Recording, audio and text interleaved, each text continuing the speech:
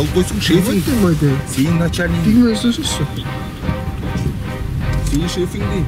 Түнкү саат 3-4 чамасы рейд алкагында Lexus 330 унаасы менен бараткан айдоочу токтотулду. Текшерүүгө алган кезде андан спирттик ичимдиктер жыттангандыктан багыт наркология борборуна бурулду. Ал ортодо инспекторго баш бербей, тааныш тамырын ортого сала койгон учурда кездешти. Мас абалында унаа башкарган бул аткаминер чынында финансы министринин орун басары Руслан Татиков болуп чыкты. Анын ичиндеги жүргүнчүлөр капысынан биздин чыгармачыл топко асылып, камераны жумалап киришти.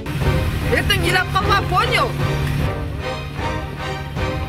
Тасмада көрүнгөндөй, жогорку кызматты аркалаган Татиков жана анын жакындары кызмат ордуна таянып чыгып кетүү жолун ойлонгондой. Бирок чиновниктин аракетинен майнап чыккан жок. Ал эми наркология борбору анын спирттик ичимдигин ичкендигин тастыктады. Мас абалында унаа башкаргандыгы үчүн ага 17.500 сом айыптык протокол толтурулду.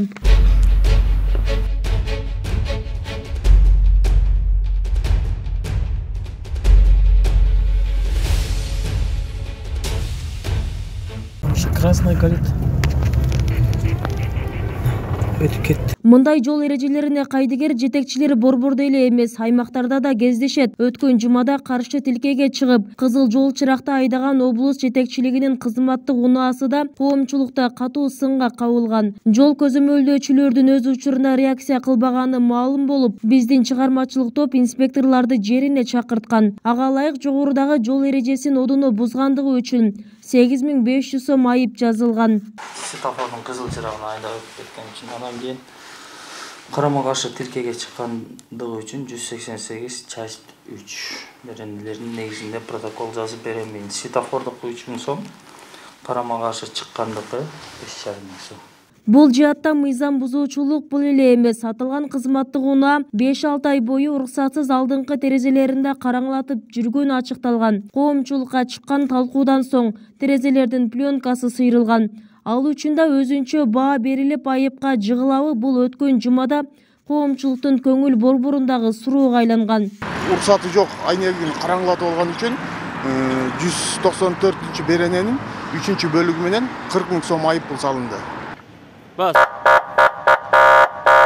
Мындай абал өкүлчүлүктүн автопаркында бул эле эмес. Облус башчынын кызматтык унаасында да үн чыгаруучу жабдыктар орнотулган. Негизи бул көрүнүшкө да тыюу салынган болчу. Ага президенттин өкүлү жооп берип, ал иштебейт, иштетпейбиз деген пикирин берген. Мыйзам баарына бирдей. Инспекторлор ага мындайча баа беришти. Өкүлдүн автоунаасы боюнча ал мурун коюлган экен. Ал биз текшерип чыктык, ал иштебейт экен. Ошо иштебегенге байланыштуу чара колдонбодук. İştegen videolar çıkmadı. Biz barıp tekşerdik de. Yok eкен, иштебейт экен. İştebese деле коюп турганга. İштебейт, барып tekşerdik. Ошо иштебегенге байланыштуу биз чара колдонбодук. Алынды окшойт, ошо гараждын жетекчисине айтылып алынды.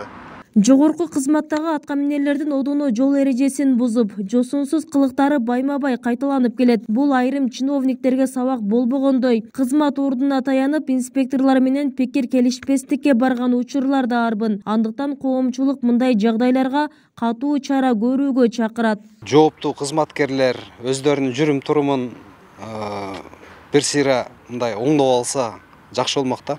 Айып пул менен мындай манерадагы адамдарды биз өзгөртө албайбыз.